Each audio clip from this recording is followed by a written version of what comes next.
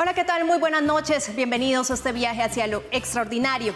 Los saluda Ángela Collazos y esta noche hablaremos de las heridas que no hemos podido cicatrizar como país, de cómo al reflexionar podemos pasar de ser culpables a redentores y de cómo la insistencia y la terquedad pueden hacer realidad los sueños más grandes, en esta ocasión sobre rieles. Porque aquí lo que nos une son las historias, pero contadas de otra manera. Han pasado 40 años desde los días en que el fuego consumió el Palacio de Justicia. Aquel 6 y 7 de noviembre, 35 guerrilleros del M-19 ejecutaron la llamada Operación Antonio Nariño por los derechos del hombre. Su irrupción, seguida de una respuesta militar, dejó casi 100 muertos, entre ellos 11 magistrados de la Corte Suprema y 11 desaparecidos que jamás regresaron a casa. Hoy reconstruimos los hechos de ese lamentable suceso que cambió la historia del país y revivimos la búsqueda incansable por la verdad y la justicia que todavía siguen esperando los familiares de las víctimas. Además, en los Farallones de Cali, un grupo de antiguos mineros decidió cambiar el rumbo. Hombres que antes cavaban la montaña en busca de oro, hoy la recorren para protegerla. Gracias a un programa ambiental, varios de ellos fueron capacitados como guardabosques comunitarios. Aprendieron sobre reforestación, monitoreo de fauna y recuperación de fuentes hídricas. Su labor no solo ayuda ahora a sanar el territorio que alguna vez dañaron, sino que también les ha devuelto un propósito y una nueva forma de vida, marcada por el respeto hacia la tierra que antes explotaban. Y también en la localidad de Bosa, en Bogotá, el sueño más grande de la capital del país comienza a moverse por fin. 2 vagones recién llegados de China dan inicio a las primeras pruebas del metro de Bogotá en su imponente patio taller. Una verdadera mini ciudad donde la ingeniería, la tecnología y la esperanza trabajan al unísono.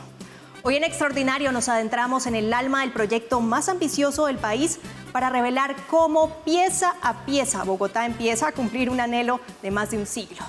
Un viaje entre el acero y la emoción, donde el futuro ya se escucha sobre rieles.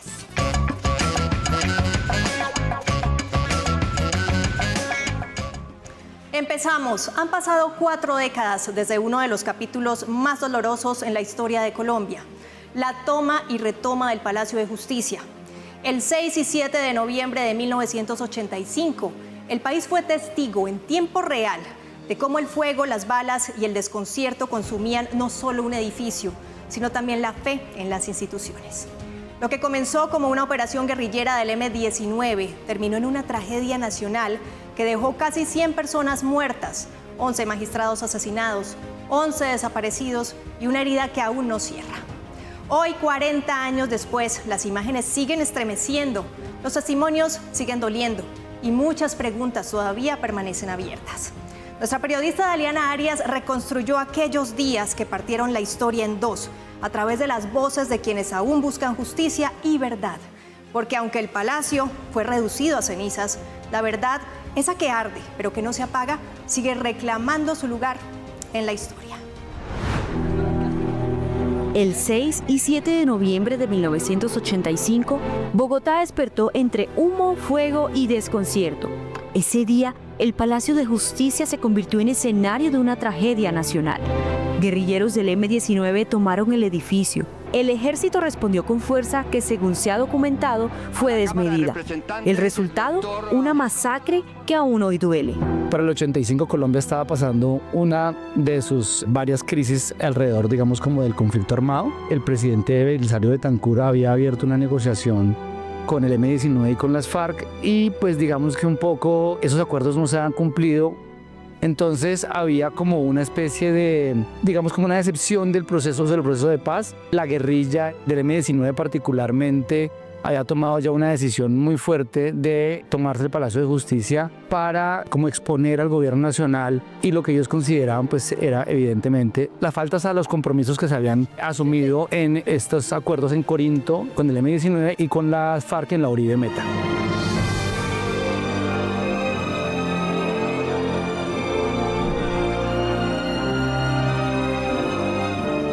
Han pasado 40 años y aún hoy duele nombrarlo. La toma y retoma del Palacio de Justicia. Aquí, desde donde transitan cientos de personas y el bullicio es parte de la rutina, hubo fuego, gritos, personas muertas y un país entero presenciando por televisión cómo se consumía su propia democracia. Fueron 2 días de horror y angustia colectiva. 27 horas que dejó más preguntas que respuestas, familiares que aún buscan a sus desaparecidos y una herida que aún sigue abierta en Colombia. Teníamos además una fuerza pública que estaba reaccionando muy violentamente en el entorno de las guerrillas. Aquí, por ejemplo, apenas un mes antes de la toma del palacio, un grupo del M-19 se robó un camión de leche al sur de la ciudad y ese camión de leche se lo repartió a las personas como pobres de ahí del barrio. Y la reacción, por ejemplo, del ejército fue capturar y asesinar en indefensión a 9 miembros de ese comando del M-19 y a un civil que estaba por ahí. También hay hechos muy violentos del M-19 en contra del ejército, entonces teníamos como el recrudecimiento muy fuerte de un conflicto que lamentablemente, pues digamos, no tuvo la posibilidad de llegar a la paz con el gobierno de Betancur. Eran las 11:30 de la mañana del miércoles 6 de noviembre de 1985, cuando 35 guerrilleros del M-19, pertenecientes a la compañía Iván Marino Ospina, ejecutaron lo que ellos llamaron Operación Antonio Nariño por los derechos del hombre.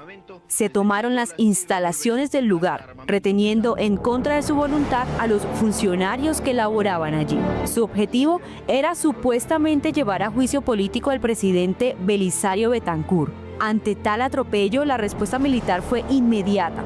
Tropas del ejército rodearon el edificio para dar inicio a lo que se conoció como la retoma del Palacio de Justicia. ¿El resultado? Casi 100 personas muertas, entre ellas 11 magistrados de la Corte Suprema de Justicia, otras más heridas y 11 personas desaparecidas, marcando para siempre el sinsabor de un capítulo de la historia del país que no solo dejó dolor, sino también confusión e impunidad. Después del Palacio de Justicia han habido muchos palacios de justicia en Colombia, como 700 palacios de justicia. Lo paradójico y lo sorprendente es que lo que ocurre en el Palacio de Justicia le ocurre a la Corte Suprema, ocurre ante los ojos y la vista de periodistas nacionales e internacionales, es decir, del mundo entero, y se da la desaparición de personas, se da el incendio, se da la toma, se da la retoma, se da la alteración de la escena del crimen. Lo que sabemos es que la fuerza pública sí sabía que iba a pasar esto, le crearon una trampa al M-19. ¿Qué tan enterado estaba el presidente de cada actuar de los militares? Pues es complicadísimo porque el presidente en ese momento, que es Belisario, asumió la responsabilidad plena por la operación militar, pero cuando se le ha cuestionado puntualmente a los militares por qué actuaron de una manera como tan violenta y en contra, digamos, de la preservación de la vida, que hace que entraron a masacrar a los militares, cuando se le preguntaba al presidente si él estaba enterado de esas órdenes, él decía que no. Esa pregunta de que por qué el M-19 entró primero, entonces pues los otros se tenían que defender, es recurrente. Y eso da cuenta de la falta de conocimiento de un Estado de Derecho. En un Estado de Derecho, por mucho que entre el monstruo que sea, la fuerza pública no puede reaccionar igual que los terroristas. Justamente tiene que estar por encima. Para eso está la justicia. Si leemos un poco más y diferentes testimonios, diferentes fuentes, nos vamos a cuestionar por qué en el Palacio de Justicia se impuso la solución de la fuerza por encima de la política, por encima del diálogo, a pesar de que el presidente de la Corte Suprema rogaba que cesara el fuego y el Ejecutivo, el presidente no le quiso pasar al teléfono. En la toma de la República Dominicana, en cambio, sí hubo diálogo y no hubo muertos. ¿Por qué en el Palacio de Justicia no se quiso hacer de la misma medida? Bueno, porque fue la fuerza pública quien controló y al Ejecutivo lo mantuvieron al margen. Entre las víctimas fatales de este fatídico hecho se encontraba a Cristina Guarín, en ese entonces empleada de la cafetería del Palacio. Tenía tan solo 27 años y muchos sueños pendientes por cumplir cuando le arrebataron su vida. Su hermano René pasó 3 décadas buscando respuestas. La ausencia de su hermana se convirtió en símbolo de resistencia, de lucha por la memoria, la verdad y la dignidad. En la noche anterior, ella estuvo en la casa, nosotros vivíamos en el barrio La Esmeralda, y ella pues contó que había ciertas alertas frente a la seguridad del Palacio de Justicia. Recuerdo que ese día, curiosamente, ella dijo que estaba cansada en los pies y pidió un balde como para meter los pies en agua. Pero no más, hasta ahí llegó. Cristina tenía tan solo 37 días de haber llegado a trabajar en la cafetería y lo hizo por una sola razón: ahorrar para poder irse a España a hacer un posgrado, sueño que quedó pendiente para siempre. La verdad, el Palacio de Justicia no se conoce. Durante estos 40 años lo que ha habido, yo lo llamo gráficamente, es como arañazos para tratar de encontrar la verdad. La verdad aún de este tema está muy dispersa. Mi hermana, cuando es desaparecida, pues comenzamos en ese momento una búsqueda con mis papás. Fuimos a Medicina Legal, al propio Palacio de Justicia la noche del 7, una vez termina la retoma. Yo espero a mi papá afuera del palacio, él ingresa, me dice, mira, en la cafetería no había señales de incendio ni nada de eso, solamente estaba la caja de la cafetería con un tiro y estaba la cédula de Cristina y una sombrilla, y él recoge eso y sale. Vamos a Medicina Legal, vamos a los batallones, vamos a la presidencia, vamos a la procuraduría, vamos a los juzgados, y van pasando y pasando los días y no aparece Cristina. Y vamos viendo que coincidencialmente es como el grupo de personas de la cafetería las que no aparecen, algunos visitantes, y se reporta la desaparición de una guerrillera, de Irma Franco Pineda. Entonces ahí va pasando los días, después las semanas, después los meses, los años, hasta que pues 31 años después a mí el Estado colombiano me llama y me dice que unos fragmentos óseos de Cristina aparecieron revueltos con una tumba de una señora que murió en el palacio en un cementerio del norte, que hicieron una exhumación y encontraron eso. Y cuando me entregan esos restos, pues me muestran que los fragmentos óseos, que son muy poquitos, están quemados, pero la ropa no está quemada. La tercera vértebra dorsal muestra que Cristina primero fue asesinada y después me fue dejada para que apareciera como muerta en el incendio del palacio. Los padres de Cristina fallecieron sin poder saber algo sobre su hija. Su valiente hermano René Guarín luchó incansablemente por buscar la verdad de lo que le había pasado a su hermana, pero fue muy difícil. Sin embargo, 31 años después, la Fiscalía General de la Nación encontró parte de sus restos en la tumba de Marina Isabel Ferrer, otra víctima de este lamentable suceso. Ahí hay un impacto complejo, siento yo, porque hay una sensación de alegría por un logro, es decir, fueron en ese momento más de 30 años, 31 años de persistencia para que aparecieran los huesos, a pesar de que la verdad no se ha dicho. La Fiscalía en ese momento prometió, como siempre, nuevas líneas de investigación y todo, pero eso es carreta, eso no pasa, eso es mentiras.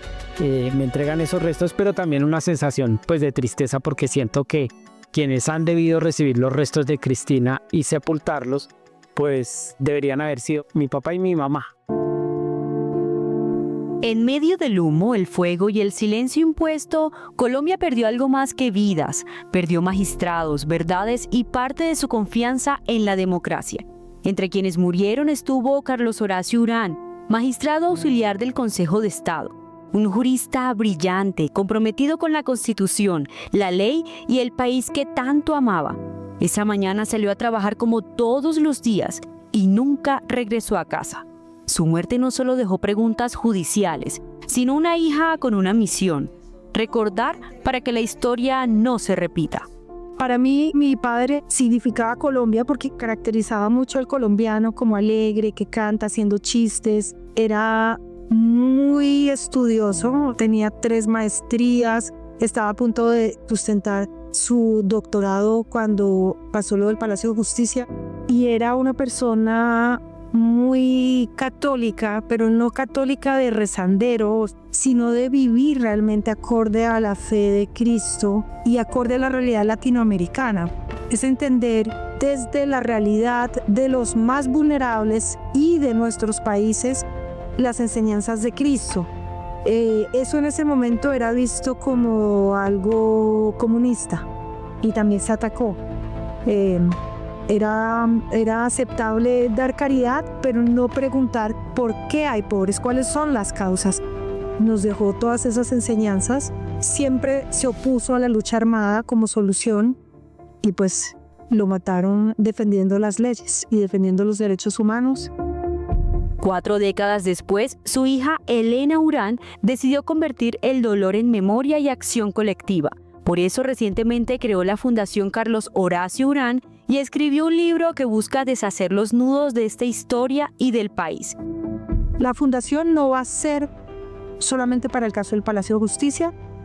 Decidí poner el nombre porque es lo que le da la misionalidad. Es una persona que defendió el Estado de Derecho, los derechos humanos por la vía legal y finalmente pues la fundación también quiere construir un Estado de Derecho sólido. El papel de los familiares de las víctimas del Palacio de Justicia ha sido fundamental e importante en la búsqueda de la verdad. René y todos los familiares de los muertos y desaparecidos han liderado la lucha por las desapariciones forzadas, enfrentando en gran parte la negación del Estado, la falta de avances judiciales y las verdades a medias. Lo resumiría en una palabra: la persistencia.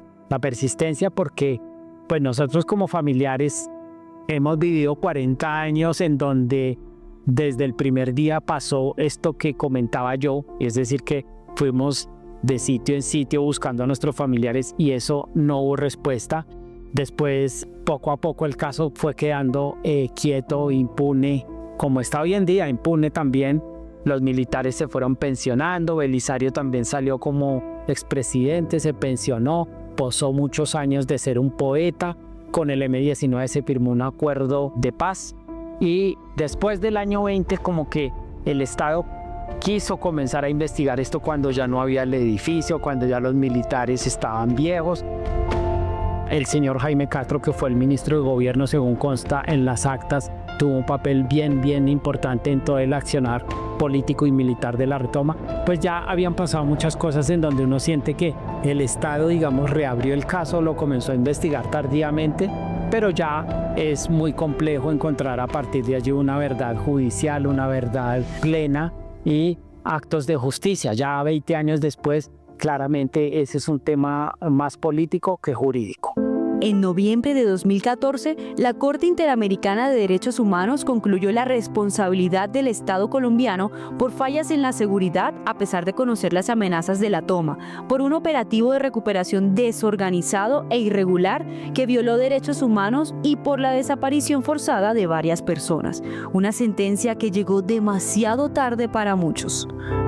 La búsqueda de la verdad ha sido durísima.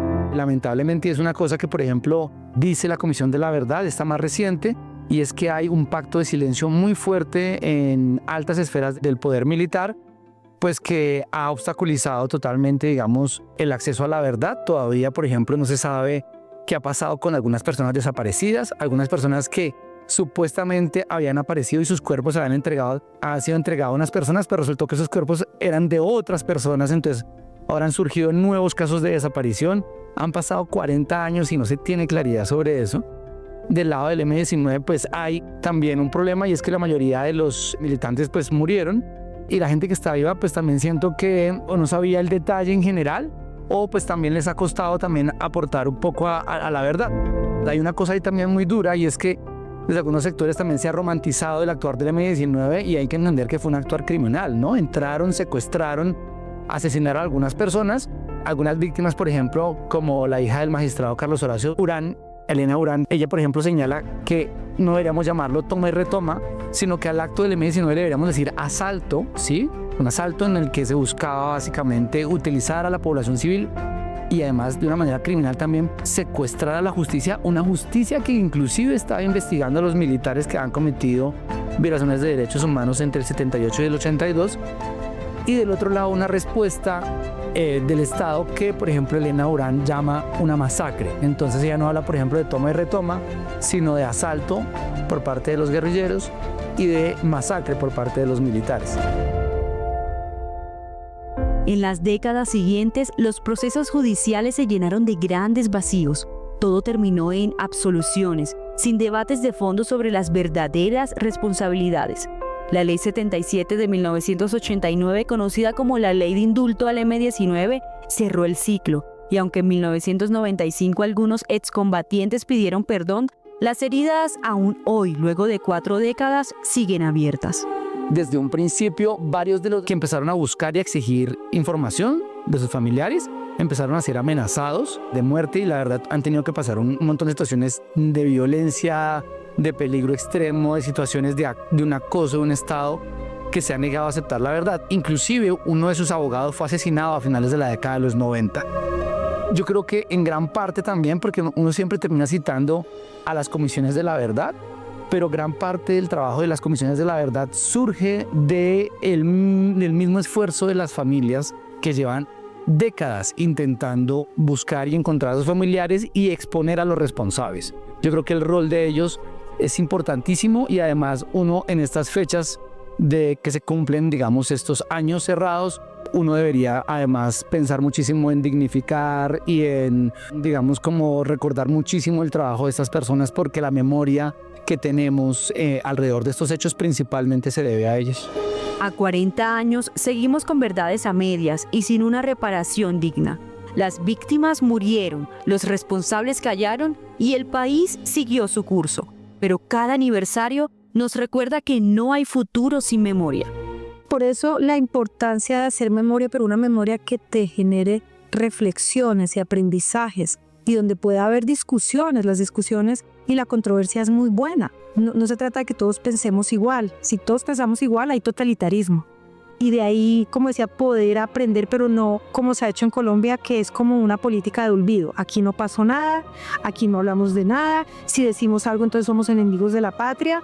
Y eso es lo que lleva a que se repitan las cosas, porque la ciudadanía no tiene elementos como para estar alerta frente a nuevas expresiones extremas o antidemocráticas. Han pasado 4 décadas. Quienes sobrevivieron ya no están, pero su historia sigue pidiendo justicia. En cada rincón del Palacio de Justicia, en cada nombre olvidado, hay una lección que aún no aprendemos, y es que la verdad no se destruye con fuego. 40 años después, aún se sigue buscando la verdad de un hecho que dolió y aún hoy duele.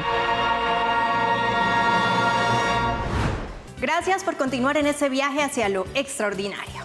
En diciembre de 2024, el equipo periodístico de Red Más Noticias en Cali se unió a la Operación Farallón Dorado, una misión ambiental y policial que buscaba cerrar la última mina de oro activa dentro del Parque Nacional Natural Farallones. Durante años, toneladas de mercurio cayeron sobre los ríos que nacen en esta montaña y miles de árboles fueron talados para abrir paso a la minería ilegal. Pero esta historia no se centra en hablar de la destrucción, sino de renaceres, transformación y segundas oportunidades. Hoy algunos de quienes un día buscaron oro en estas tierras regresan como guardabosques, cuidando el territorio que antes perforaron y contaminaron. Una apuesta por la reconciliación entre el hombre y la naturaleza, donde el brillo ya no está en el metal, sino en la posibilidad de volver a empezar. Una historia de nuestro periodista, Juan Cuesta. En diciembre de 2024, el equipo periodístico de Red Más Noticias embarcó en la Operación Farallón Dorado, una misión que tenía como objetivo poner fin a la última mina de oro vigente en el Parque Nacional Farallones. Esa mina se llamaba la mina El Paisa. Cuando acompañamos esta misión en Farallones, pues pudimos darnos cuenta de cómo eran esos caminos que tenían que atravesar ilegalmente, hechos de manera forzosa por todos estos mineros. Hay que decir que este era el camino que ellos tenían para llegar por su tan anhelado y codiciado tesoro.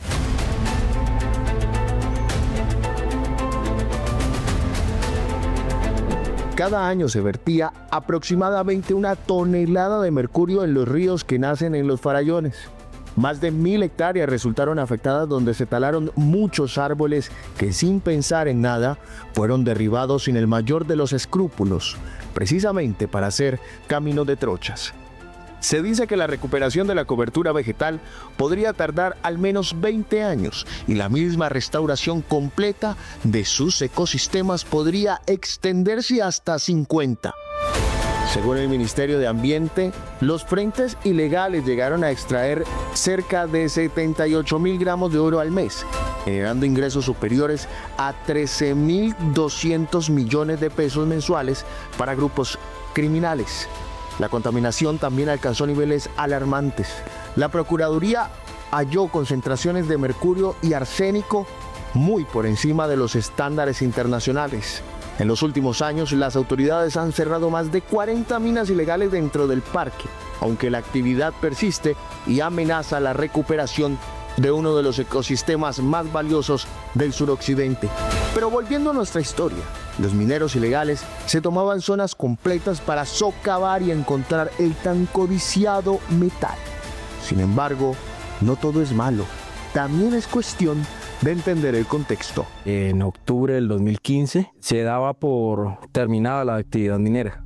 En ese tiempo, en esta zona, sí se podía decir de que un 80% de la economía de la zona dependía de la actividad minera. No quería decir de que todo el mundo fuera minero, pero sí de manera directa o indirecta su economía dependía, por así decirlo, de la actividad minera. Históricamente, el sector de Peñas Blancas ha sido territorio minero. Allí se veía la minería artesanal. Sino que hasta el 2010 que hubo como un apogeo de la fiebre del oro, por así decirlo. Entonces se dio a conocer eso. Había mucha gente de la comunidad que no le prestaba atención a lo que era la mina. Entonces, cuando ya se dio a conocer a nivel nacional de que en los farallos de Cali había oro, de que hablaban de cifras de dinero, de cantidad de oro bastante elevadas, entonces lo que hicieron fue fomentar la minería. Entonces la zona se llenó más de minería.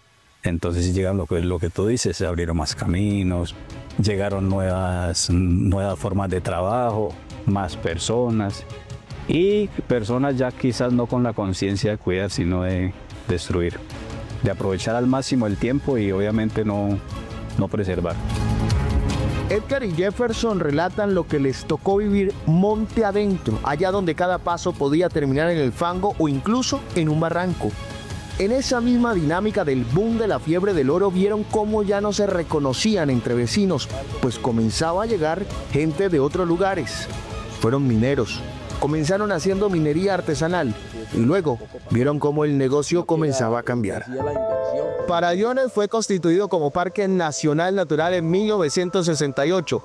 Desde entonces se prohibió la extracción de oro, pero los moradores han confirmado que sí lo venían haciendo y lo venían haciendo desde hace mucho tiempo.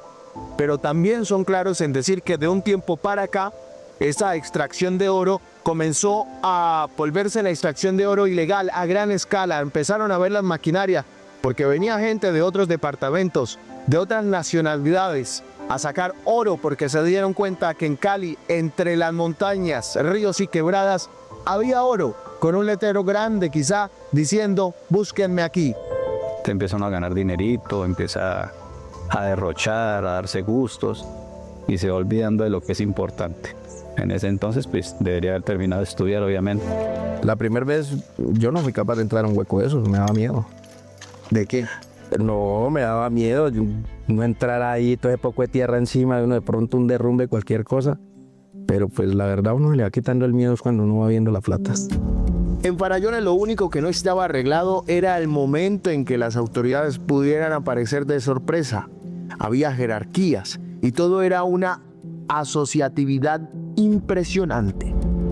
Todo empieza con el que es el dueño de la mina o es el dueño del molino, del montaje. Fue la persona que encontró el yacimiento de oro, que en este caso son vetas de filón. Ese, digamos, es el dueño del trabajo. Esa persona, pues obviamente se le dificulta trabajar solo. Entonces esta persona ya lo que hace es contratar trabajadores, que son mineros, los que son los molineros, carreteros y las personas que cargan los víveres a caballo, entonces ya son los arrieros, cocineras. Estos son como los roles que se desempeñan dentro de esa labor. Edgar, por ejemplo, fue arriero. Dentro de la jerarquía son los que ayudan a llevar insumos a los lugares de la explotación minera. Fue frentero y no por su carácter, más bien porque era lo que había, pues así le llamaban a los que llevaban el corte. ¿El frentero es? El que lleva el corte en la guía. Ya. Para ser frentero, son los que van cavando Van abriendo corte. Van abriendo. Se debe tener un sentido de pues por dónde va a hacerlo, me imagino, o cómo es ahí la ciencia que tiene eso.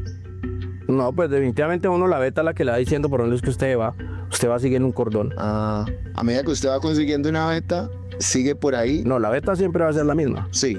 Usted va a seguir un cordón, que el cordón no se acaba, entonces usted siempre lleva un nivel y va siguiendo ese cordón. Eso, la mina es la que le dice cómo es que usted va a trabajar. Fue ayudante de hueco y hasta administró una mina. Pero lo que más le acercó a ese trabajo que jamás en la vida quisiera volver a hacer fue ser molinero. Se hace el barreno, se introduce la carga explosiva, se taca con presión. Al barreno es El hueco que se hace en la peña para poder... para meter el cablecito. Sí. Es todo eso le tocaba hacer a usted. Sí. Siempre da miedo. Por mucha experiencia que usted tenga, eso siempre va a dar miedo. Que se le explotara en la mano. No que le explote nada en la mano, no tanto. Sí, ¿no? Que de pronto haya algún hiperactivo por allá afuera y mueva el cable que no tenga que ser.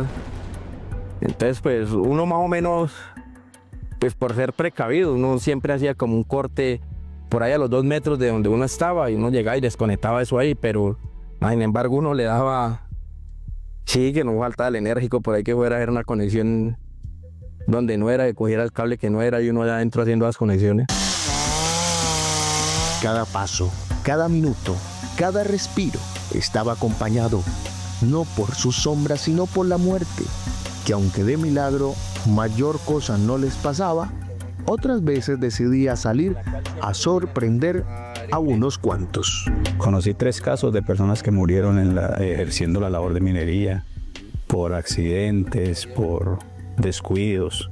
¿Se quedaban atrapados o qué les pasó? Se quedan atrapados. Conocí un caso de una persona que perdió la vida por manipulación de explosivos. ANFO es uno de los explosivos más utilizados en la minería a gran escala. Estos mismos eran empleados en la minería ilegal que se ejercía en Farallones. También estaba el mercurio, que era utilizado para concentrar el oro, porque esto formaba una amalgama. Es decir, permitía separar el oro de la piedra. El uso de muchos de estos químicos es incluso el camino, sin darse cuenta, hacia una muerte lenta.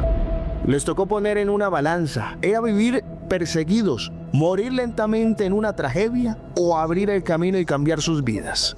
Por suerte, están aquí para contarnos sus historias. El DACMA puso en marcha una iniciativa que busca transformar vidas y proteger los farallones. Exmineros que antes explotaban oro en la zona, hoy trabajan como guardabosques. El programa, desarrollado junto con el SENA y la CBC, ofrece una alternativa legal y sostenible a quienes vivían de la minería, aprovechando su conocimiento del territorio para la conservación. Pasaron de ver los árboles con el reflejo del signo pesos en sus ojos a verlo con un valor más simbólico, con el ánimo de la preservación. Una de las connotaciones que yo puedo ver es de que, por ejemplo, hace muchos años acá en la vereda, cuando no habían tantas viviendas, nomás colocar un ejemplo, eso había agua por todo lado. Ahora una pequeña captación para un lado, para el otro y ya el agua se está viendo poca. Ahora usted se imagina una deforestación total. ¿En qué va a quedar eso? Obviamente no va a quedar en nada. Pero uno empieza a ver estas cosas después de que uno se va capacitando, va empezando a meterle lógica a las cosas. Empieza uno a ver de que toda acción antropológica ante la naturaleza trae una consecuencia. Ahí es cuando uno empieza a cambiar su chip. Más de 20 personas en la zona rural han sido capacitadas para sembrar árboles, vigilar el bosque y participar en procesos de restauración ecológica. Con esta apuesta pretenden no solo recuperar áreas degradadas por la minería ilegal, claro está, sino también brindar segundas oportunidades laborales y fortalecer la presencia institucional en uno de los ecosistemas más amenazados de la región. Entonces, usted ya llega, cambia el chip de ser minero ilegal y ahora es guardabosque. ¿Le gusta el nombre guardabosque? Claro, sí, es orgulloso. ¿Qué significa ser guardabosque? Ser guardabosque es ser protector de lo más importante, la naturaleza, todo lo que nos rodea y que es indispensable para la vida. Mira, por ejemplo, tú ves aquí este vivero, o sea, la idea en lo que usamos nosotros del material vegetal es reforestar. cuidar, o sea, como una forma de compensar el daño que en ese tiempo hizo uno en esos sectores de las minas. ¿Se arrepiente? Me arrepiento, pues de pronto me arrepiento de lo que es el daño que se hizo, porque ahora ya cuando se hacen estudios ya se sabe que las aguas contaminadas ya están llegando a la ciudad, y pues saber que uno hizo parte de esa contaminación, claro, da arrepentimiento. Desde un punto de vista social representa una reconciliación entre la comunidad y el territorio. Personas que antes por necesidad afectaban el ecosistema ahora son parte de su recuperación en la forma de justicia ambiental restaurativa, porque no castiga, sino que transforma. Pasaron de ser sus verdugos a sus protectores.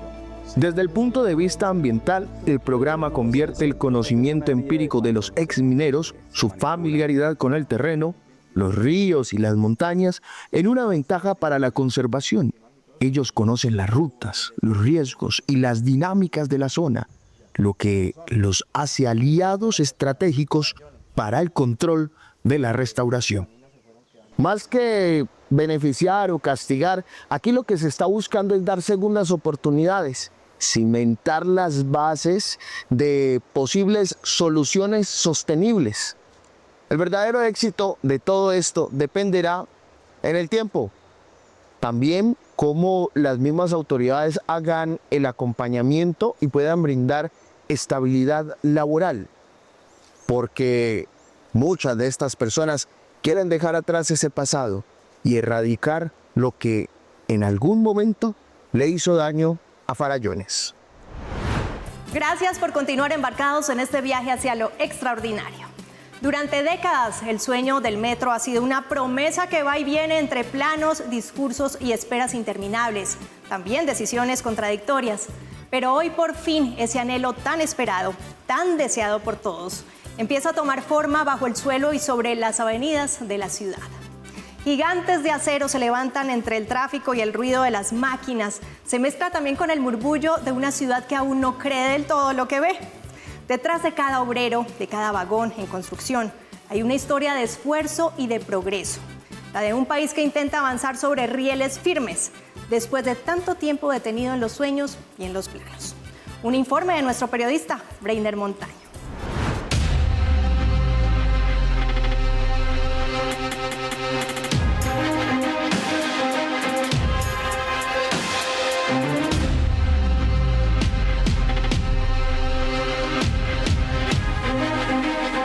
Por décadas fue solo una palabra cargada de promesas, el metro. Una ilusión que se aplazaba, que se dibujaba y se borraba. Pero hoy no nos detendremos a recordar esos años de proyectos deshechos, de decisiones que se contradecían y que entorpecían los avances de lo que significaba suplir la necesidad de los ciudadanos, sino de ese gran sueño que por fin toma forma de acero, de rieles, de vagones reales que reposan tangibles en la localidad de Bosa. El metro de Bogotá ya se prueba, ya suena, ya vibra. Y esta es la historia de cómo ese sueño comienza a avanzar sobre los rieles.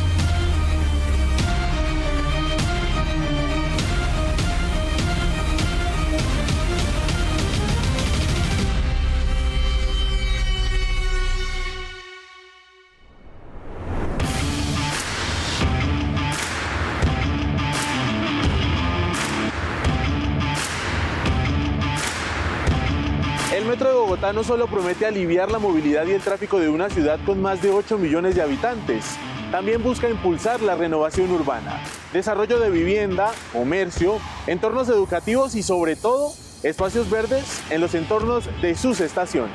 Una vez entre en funcionamiento, la primera línea del metro de Bogotá tendrá la capacidad para transportar a 72.000 pasajeros en ambos sentidos y a más de 1 millón de personas al día, convirtiéndose en una nueva red de transporte moderno que vinculará al sistema Transmilenio y que cambiará por completo la forma de transportarse por Bogotá.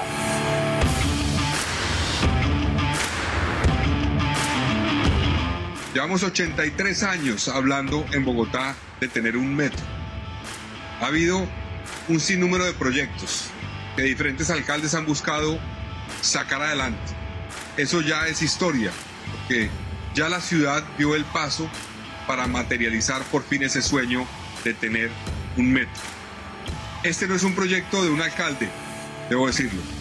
Es un proyecto de ciudad y de país.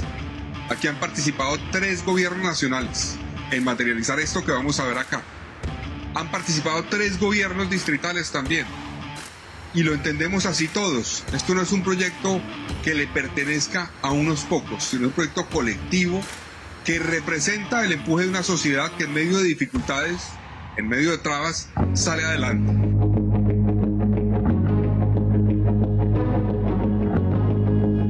Lo que durante años fue una maqueta ahora pesa 145 toneladas. Llegó desde el otro lado del mundo y aquí, en el suroccidente de Bogotá, se prepara para el inicio de sus primeras pruebas. El sueño ya corre sobre ruedas y su costo total supera los 5.700 millones de dólares. Cuenta con el financiamiento del Banco Europeo de Inversiones y otras entidades internacionales y actualmente presenta un avance de más del 58%. En el momento cuenta con 215 frentes de obra activos en distintos puntos de la ciudad. Las pruebas dinámicas en el viaducto de los primeros trenes fabricados en China están previstas para 2026, con miras a iniciar la operación comercial en marzo del 2028. El sistema utilizará tecnología CBTC, cuyas siglas quieren decir Control del Tráfico basado en comunicaciones, lo que permitirá una operación segura y eficiente sin necesidad de conductor, monitoreada desde el centro de control operativo. La materialización de este proyecto simboliza sin duda el inicio de una nueva etapa de confianza en la ingeniería nacional y en la capacidad de la ciudad para construir su propio futuro. Cada vez tenemos un avance mayor en el proyecto. La llegada de los trenes ha sido un hito fundamental. En este momento tenemos 3 trenes en Bogotá, un cuarto tren que está navegando y creemos que antes de terminar el año podemos tener un 5.º tren. La meta era tener 4 y hoy puedo decir que esos 4 se van a cumplir. La llegada de los trenes pues tiene el impacto visual de un equipo realmente moderno. No son simples vagones, transportan el futuro y están diseñados para moverse sin conductor, con tecnología de punta y precisión milimétrica. Son trenes automatizados con el más alto grado de automatización, GOA 4, son 6 vagones por tren, con una capacidad para 1.800 personas, por lo tanto son equipos muy sofisticados, muy claros, que hoy están ya en la parte de pruebas, terminando pruebas estáticas y por iniciar en la parte de pruebas dinámicas en el patio taller. El patio taller no es solo una obra más, es el corazón que latirá día y noche para que el sistema funcione. Aquí dormirán, se repararán y se entrenarán los trenes que movilizarán a más de 1 millón de bogotanos en su primer tramo. Un complejo industrial tan grande que podría considerarse una mini Bogotá. Ordenada, planificada y llena de movimiento. En 3 plantas industriales de este mismo complejo se fabrican las piezas que sostendrán el metro. Allí se moldean pilotes, vigas y estructuras que serán cimientos del viaducto. Es un proceso que combina ingeniería, precisión y sobre todo mucho orgullo. Actualmente tenemos 17.000 personas en todo el proyecto.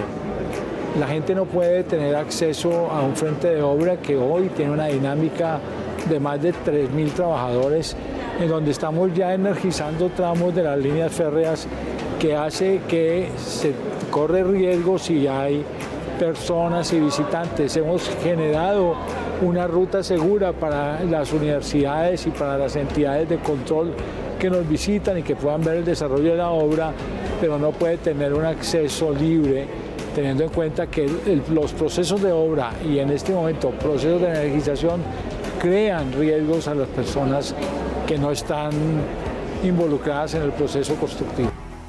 Dentro de esta mini Bogotá hay 3 mundos distintos, conectados por un mismo propósito: que nada falle. Primero, las cocheras, un inmenso estacionamiento ferroviario donde los trenes descansarán después de cada jornada. Allí los técnicos inspeccionan, revisan su mecánica, su limpieza y sus sistemas eléctricos. Después, la vía férrea de prueba, cerca de 24 kilómetros de rieles donde los trenes harán sus primeros recorridos en tierra bogotana. Será el escenario de las pruebas de aceleración, frenado y vibración. Allí se sabrá si el sueño rueda con suavidad. Y finalmente, el Laboratorio de Energía y Frenos, un edificio donde se simulan situaciones extremas. Allí, cada sistema eléctrico, cada cable, cada freno se pone al límite, porque antes de mover pasajeros, el metro debe ganarse su propio derecho a moverse, cita que cumplirán los trenes en el 2026. 2026 viene para el 22 de mayo, un hito importante. Tenemos que tener terminado a cierto nivel 5.700 metros, o sea, desde el patio taller hasta la estación 4, que está al frente del Compensar de Kennedy, para empezar a hacer pruebas a partir de mayo con trenes en el viaducto. Son trenes automatizados y ahí las pruebas tienen varios niveles. La comunicación con el tren, la ubicación exacta del tren, el control de la velocidad, el control y la coordinación de las puertas de plataforma son parte de los controles que se van a hacer a cada tren, además del control propio del tren, de la parte de rodamiento, frenos, arranque, en diferentes momentos del día, de la noche, en condiciones de lluvia, en clima seco. Cada tren debe cumplir un desplazamiento de 2.500 kilómetros en ese tramo de 5.7 kilómetros del viaducto. Todo este engranaje ya muestra cifras que reflejan progreso. La subestación eléctrica está terminada al 100%, la subestación de tracción ya está en el 97% y el hall de cocheras en un 79%. Son números, pero también son señales de que el reloj avanza rumbo al 2028, pues en medio del ruido del tráfico la esperanza tiene sonido de obra. La gente ha vuelto a creer, cada avance se convierte en una noticia, cada estructura levantada en motivo de orgullo. Generaba desilusión el ver que muchas ciudades, Panamá, Quito, Buenos Aires tenían metro y Bogotá uno sentía que no. Verlo ahora pues ya es un avance, por lo menos arrancamos. Es gratificante ver cómo la ciudad está creciendo, cómo este gobierno ha aportado tanto valor y bueno, y los gobiernos también anteriores han aportado tanto valor a nosotros como ciudadanos. De antemano pues se los agradezco y ver realmente que todo está siendo posible, no solamente son palabras, sino que ya se ve el hecho, ya se ven los pilones, se ve el caos de la ciudad también en sus trancones, pero que uno sabe que ese caos de aquí a unos añitos en el 2028 va a ser muy gratificante. La primera línea del metro recorrerá 24 kilómetros desde el patio taller de Bosa hasta la calle 72 con avenida Caracas, conectando a localidades densamente pobladas como Bosa, Kennedy, Los Mártires, Chapinero y Santa Fe, beneficiando a 2,9 millones de ciudadanos. Tendrá además 16 estaciones elevadas, contará con 30 trenes eléctricos, cada uno compuesto por 6 vagones con capacidad para 1.800 pasajeros, de los cuales 252 podrán viajar sentados, incluyendo espacios especiales para personas en silla de ruedas y asientos preferenciales. Además, los trenes con una longitud de 135 metros, ancho de 2,9 metros y una altura de 3,9 metros serán 100% automáticos y eléctricos, alcanzando una velocidad promedio de 42,5 kilómetros por hora y con una frecuencia proyectada de 140 segundos entre trenes.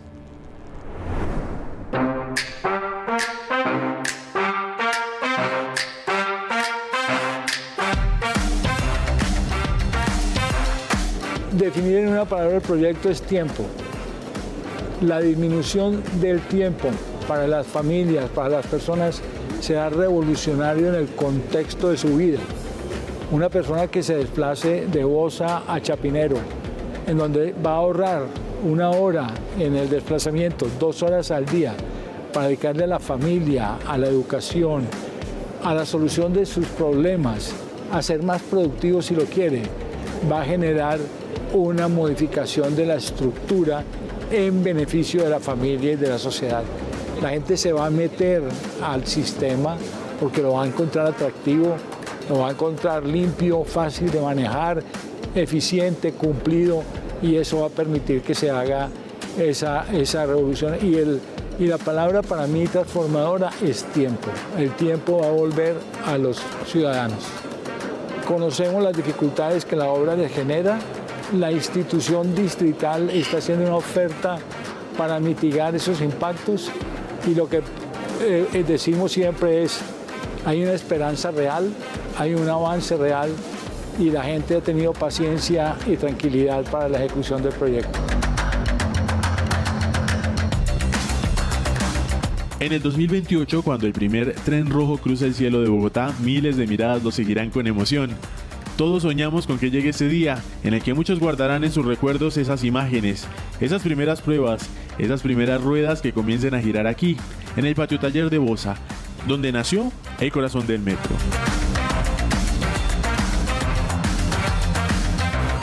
Aquí, donde el acero y el sueño se mezclan, Bogotá empieza a escribir una nueva historia. Una historia sobre rieles. Una historia que, esta vez, ya nadie podrá detener.